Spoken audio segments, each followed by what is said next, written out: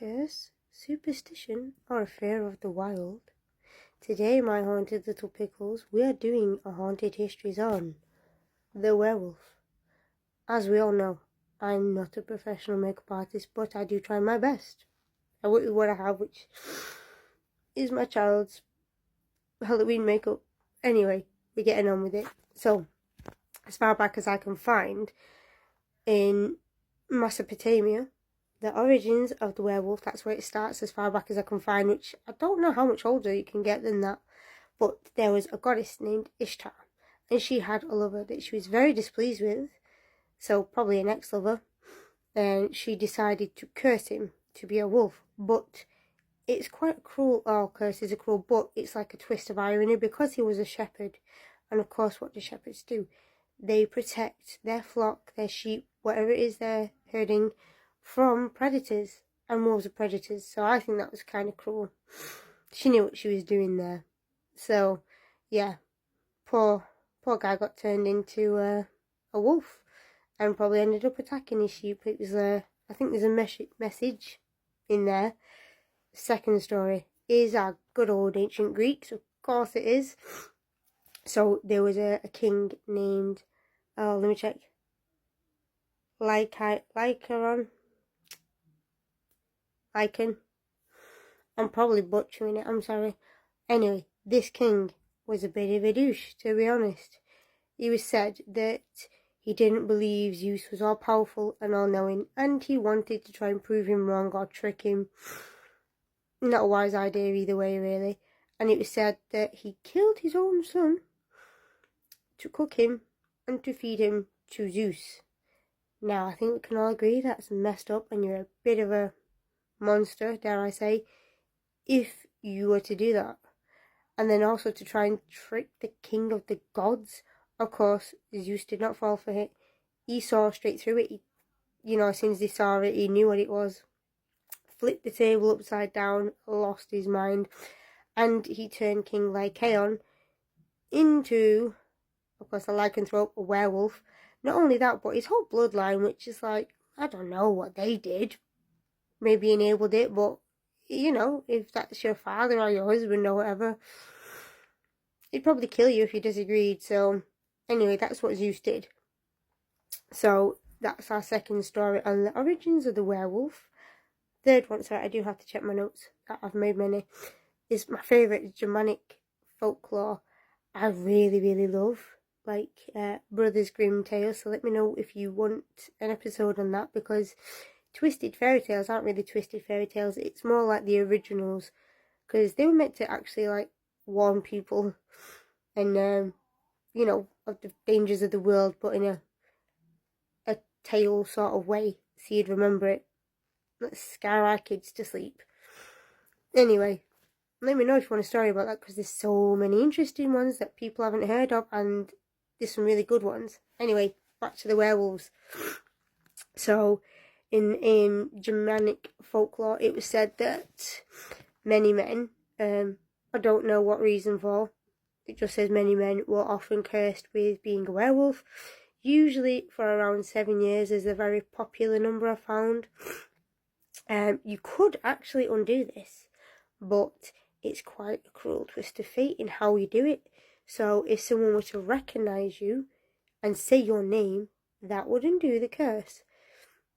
And it was said to be like, you'd recognise the person's eyes, but how close are you getting to a wolf to look them in the eye? I don't know how close I'm getting to a wolf. Or the second way is to show it like an act of kindness, like a kind gesture. Again, I don't know how close people are getting to wolves. If I see a wolf, I'm sorry, I'm legging it. But, I'm sure there were exceptions to that rule. Next, Navajo, the ancient Navajo tribes, they were said to, the medicine men would transform or wear like a wolf pelt to protect the tribe. Because, sorry, I do have to read my notes. It was seen as a symbol of loyalty and guardianship. That's the word I was looking at, because I knew I'd forget it, guardianship. So it would be seen as like a symbol of protection. And it was said that if you trained enough and practiced enough and learnt enough and, did all the right things, you could transform into one and protect your tribe. But there's a dark side to it, of course, there always is. There's the skinwalkers. They were, I suppose, the evil side, the ones that turned a bit dark and decided to use it for chaos and not nice things. And is like the scary version of like the werewolf we'd know. I think it's sort of like to represent yin and yang, like there's good and bad potential in all of us. And obviously the chief that would turn into one to protect the tribe is the symbolism of the good, and the skinwalker would be the symbolism of the bad. I think there's a saying and something along the lines of the wolf you feed is the wolf that survives. So if you choose to feed your wolf like fear and anger, you're going to get like the skinwalker version. And if you decide to show it love and compassion and kindness, you'll get like the protective version, like the nice side of it. So that's another one. Oh, sorry. There's it gets so messed up. So in the I won't find the right dates. 1573. Sorry, I don't think my nose likes his makeup. So in 1573, in France, a man was convicted of being a lycanthrope, probably after being tortured and made to confess that he probably didn't, but everyone started to, it got a bit witch trial-y, started to accuse people of being a wolf, and of course, they wouldn't just get a confession out of someone, they'd torture it out of someone. So whether someone probably wasn't a werewolf, but did horrendous things, and they said, oh, well, you must be a wolf. Or they just chose someone they didn't like and accused them of being a wolf. Pretty much like witchcraft. Pretty much like witchcraft. So yeah, so there's made him confessed and they burnt him at the stake. And the second one, oh, this is so disturbing. So in Germany, a man called Peter Stump, or Stubbs, is what I found. He was accused of being a werewolf, and they tortured a confession out of him, and he confessed to the devil giving him like a magical belt. I think it might have been a pelt, but obviously this guy wasn't actually a werewolf, so he said belt.